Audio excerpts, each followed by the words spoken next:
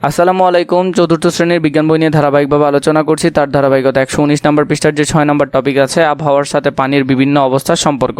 আবহাওয়ার সাথে পানির বিভিন্ন অবস্থার সম্পর্ক রয়েছে। পানির বিভিন্ন অবস্থা যখন মেঘ, বৃষ্টি, কুয়াশা, শিশির, এগুলা মেঘ কিভাবে তৈরি হয়? তোমরা কি কখনো আকাশ দেখে বৃষ্টি হবে কিনা বুঝতে পারো? বাড়ির বড়রা তা পারেন। যখন আকাশে ঘন ও কালো মেঘ দেখলে বোঝা যায় বৃষ্টি হতে পারে। এবার বলো তো মেঘ কি? ভূপৃষ্ঠের পানি সূর্যের তাপে বাষ্প হয়ে উপরে উঠে যায়। উপরের ঠান্ডায় এই বাষ্প ছোট ছোট পানি কণায় পরিণত হয়ে ভেসে বেড়ায়। এগুলোই মেঘ। এই ছোট ছোট কণাগুলো একত্রিত হয়ে বড় কণায় পরিণত হলে বৃষ্টি হয়ে নিচে নেমে আসে। মেঘ কিভাবে সৃষ্টি হয় তা খেলার মাধ্যমে জানার চেষ্টা করি। কাজ: মেঘ তৈরি মজার খেলা। যা লাগবে: এটি পরিষ্কার প্লাস্টিকের বোতল, গরম পানি, দিয়াশলাই। যা করতে হবে: একটি পরিষ্কার প্লাস্টিকের বোতল নেই। 2 নম্বর বোতলের মধ্যে সাবধানে সামান্য পরিমাণে গরম পানি প্রবেশ করাই। 3 ছিপি বন্ধ করে বোতলটি ঝাঁকাই যাতে পানির কণাগুলো বোতলের গায়ে লেগে যায়। 4 অতিরিক্ত পানি ফেলে দেই। বোতলে মেঘ তৈরির প্রথম উপাদান পানি রয়েছে। 6 শিক্ষকের সাহায্য নিয়ে একটি দিয়াশলাইয়ের কাঠি জ্বালিয়ে সেটিকে নিভিয়ে ফেলি। নেভানো কাঠিকে দ্রুত বোতলের ভিতর ঢুকিয়ে ছিপি বন্ধ করে দেই। বোতলটিকে সামনে পেছনে কয়েকবার ঝাঁকাই। বোতলের ভিতরে ধোঁয়ার মতো বাষ্প তৈরি হলো। বাষ্প মেঘ তৈরির দ্বিতীয় উপাদান হিসেবে কাজ করে। 7 2 হাতের সাহায্যে বোতলটির মাঝ বরাবর যত জোরে সম্ভব চাপ দেই ও সরিয়ে নেই। কাজটি খুব দ্রুত করি। মেঘ তৈরির তৃতীয় উপাদান চাপ ও তাপমাত্রার পরিবর্তন তৈরি হলো। 8 কয়েকবার চাপ দেওয়া ও সরিয়ে নেওয়ার পর বোতলের মধ্যে মেঘ দেখতে পেলাম। প্রকৃতিতে রোদের তাপে সাগর ও নদীর পানি বাষ্পীভূত হয়ে জলীয় বাষ্পে পরিণত হয়।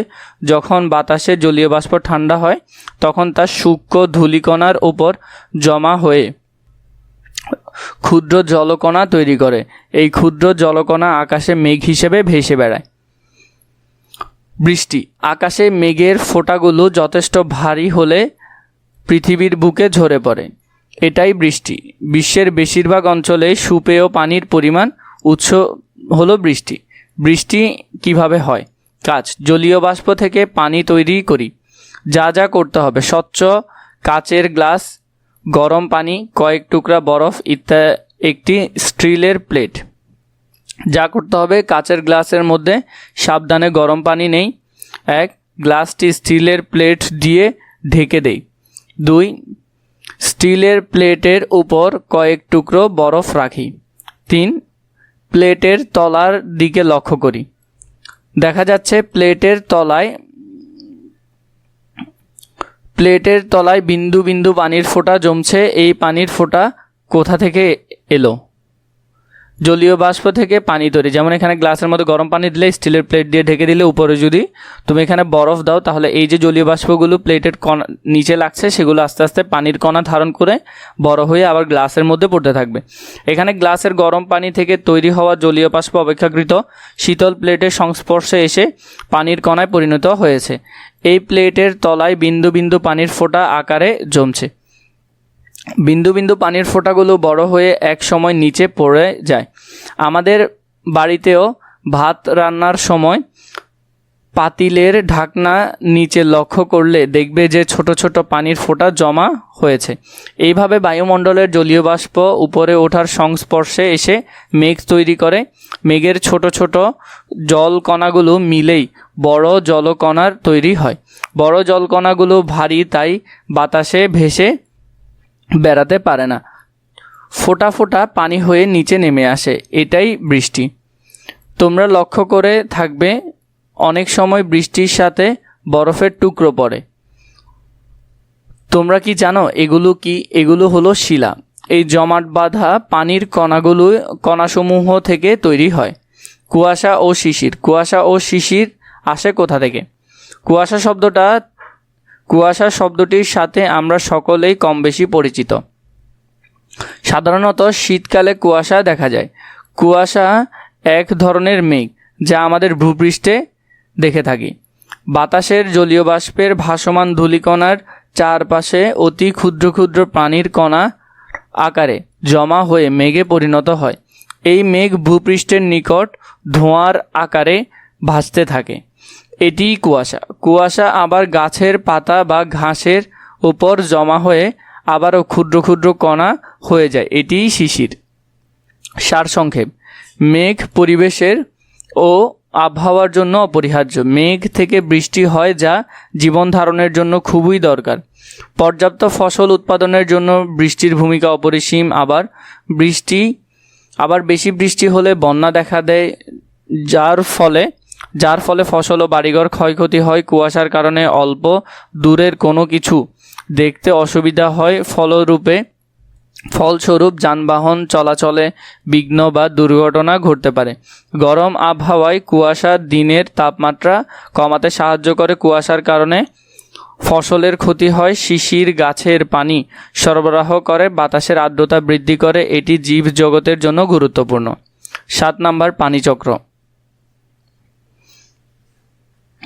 পানির আরেক নাম জীবন। পানি আমাদের দৈনন্দিন জীবনে একটি অপরিহার্য উপাদান, কিন্তু এই পানি সর্বদা একই অবস্থায় থাকে না। প্রকৃতিতে একে আমরা বিভিন্ন অবস্থায় পরিবর্তিত হতে দেখি। আজ আমরা একটি মজার বিষয় শিখব। একটি বোতলের পানি থেকে সামান্য পরিমাণ পানি টেবিলের ওপর ঢেলে দেই। কিছুক্ষণ পর লক্ষ্য করলে আমরা দেখতে পাবো এই পানি শুকিয়ে গেছে। আমরা কি জানি পানি শুকিয়ে কোথায় গেল? বাড়িতে আমরা এরকম আর কি শুনতে দেখি? বাড়িতে এরকম আমরা আর কি শুকাতে দেখি? তোমরা কি কখনো শিলাবৃষ্টি দেখেছ? শিলাগুলো মূলত বরফের টুকরো। একটি পাত্রে কয়েকটি শিলার টুকরো কিছুক্ষণ রেখে দিলেই আমরা কি দেখতে পাই? কয়েকটি শিলার পানিতে পরিবর্তন। বর্ষাকালে বৃষ্টি এত পানি কোথা থেকে আসে? নদী, নালা, খাল, বিল, হ্রদ এবং সাগরের এত পানি কিভাবে, কোথা থেকে আসে, কোথায় বা যায়? সহপাঠীর সাথে আলোচনা করে নিচের ছকের উত্তরগুলো লিখি। আমরা এখানে যে ছক আছে, রান্নার পর হাঁড়ির ঢাকনার নিচে আমরা কি দেখতে পাই? ভেজা কাপড় রোদে ছড়িয়ে দিলে কি ঘটে? শিলাবৃষ্টির বরফের টুকরোগুলো মাটিতে পড়লে কিছুক্ষণ পরে কি হয়? গরমকালে খাল, বিল ও পুকুরের পানি কেন কমে যায়? বর্ষাকালে বৃষ্টিতে এত পানি কোথা থেকে আসে? এই ছকগুলো আমরা এখন পূরণ করব। তাহলে আমরা যদি এখানের মধ্যে উত্তরগুলো দেখি, রান্নার পর হাঁড়ির ঢাকনার নিচে আমরা কি দেখতে পাই? হাঁড়ির ঢাকনার নিচে পানির ফোঁটা দেখতে পাই। 2 নম্বরে আছে ভেজা কাপড় পানির জলীয় বাষ্পে হয়ে কাপড় শুকিয়ে যায়। 3 নম্বরে শিলাবৃষ্টির বরফের টুকরোগুলো মাটিতে পড়লে কিছুক্ষণ পরে কি হয়? বরফের টুকরোগুলো গলে পানিতে পরিণত হয়। 4 নম্বর, গরমকালে খাল, বিল ও পুকুরের পানি কেন কমে যায়? গরমের কারণে পানির কিছু অংশ জলীয় বাষ্পীভূত হয়ে যায়, তাই খাল, বিল ও পুকুরের পানি কমে যায়। 5 নম্বর, বর্ষাকালে বৃষ্টির এত পানি কোথা থেকে আসে? নদী, খাল, বিল, পুকুর ও সমুদ্রের পানি বাষ্পীভূত হয়ে জলীয় বাষ্পে পরিণত হয়। সেই জলীয় বাষ্প মেঘ তৈরি করে এবং পরে বৃষ্টি হয়ে মাটিতে পড়ে। তো এইভাবে করে তোমরা এই অংশের উত্তরটা লিখবে। এরপর আমরা যদি এখানের মধ্যে দেখি পানিচক্র, উপরের প্রশ্নের উত্তরগুলো থেকে দেখা যায় যে পানি এক রূপ থেকে অন্য রূপে পরিবর্তিত হচ্ছে। যে প্রক্রিয়ার মাধ্যমে পানি বিভিন্ন অবস্থার পরিবর্তিত হয়ে ভূপৃষ্ঠ এবং বায়ুমণ্ডলের সর্বত্র ছড়িয়ে পড়ে তাই হলো পানিচক্র। সাগর, নদী ও অন্যান্য জলাশয়ের পানি সূর্যের তাপে বাষ্পীভূত হয়ে জলীয় বাষ্পে পরিণত হয়। বাষ্পীভূত পানির উপরে উঠে ঠান্ডা ও ঘনীভূত হয়ে মেঘের বিন্দুতে পরিণত হয়। এগুলো পরবর্তীকালে একত্রিত হয়ে মেঘ তৈরি করে। মেঘের এই কণাগুলো বড় হয়ে বৃষ্টি হিসাবে আবার ভূপৃষ্ঠে ফিরে আসে এবং নদী, নালা, খাল, বিল এবং হ্রদে জমা হয়। এইসব উৎস থেকে পানি বিভিন্নভাবে সমুদ্রে এসে পড়ে। সমুদ্রের পানি বাষ্পীভূত হয়ে আবার বায়ুতে ফিরে যায়। এভাবে পানিচক্র চলতে থাকে। এই চক্রের মাধ্যমেই সর্বত্র পানির অবস্থার পরিবর্তন ঘটছে। পানিচক্রের কারণে পৃথিবীতে পানির ভারসাম্য বজায় থাকে। পানিচক্রকে তাপের ভূমিকা। পানিচক্রে তাপের ভূমিকা। উঁচু পর্বতের চূড়ায় অনেক বরফ জমে থাকে, সেগুলো তাপে গলে জলপ্রপাত বা ঝর্ণা হয়। সেই ঝর্ণার পানি গড়িয়ে গড়িয়ে নদী হয়ে সাগরে মিশে যায়। নদী হতে সাগরে যাওয়ার সময় কিছু পানি খাল বিলে যায়। গ্রীষ্মকালে তাপমাত্রা অনেক বেশি হয়, তাই সাগর, নদী, খাল, বিলে কিছু পানি বাষ্প হয়ে আকাশে উড়ে যায়। তখন খাল, বিল, নদী, নালার পানি কিছুটা কমে যায়। ভূপৃষ্ঠ থেকে যত উপরে ওঠা যায় তাপমাত্রা তত কমতে থাকে। এই বাষ্পগুলো আকাশের উপরের স্তরে পৌঁছালে কম তাপমাত্রার কারণে ছোট ছোট পানির কণায় পরিণত হয়। এই ছোট ছোট পানির কণাই মেঘ। এই মেঘ বায়ুপ্রবাহের কারণে বাতাসে ভেসে বেড়ায়। বায়ুমণ্ডলের তাপমাত্রার পার্থক্যের কারণে বাতাসে মেঘগুলো ভেসে ভেসে একদিক থেকে অন্যদিকে উড়ে যায়।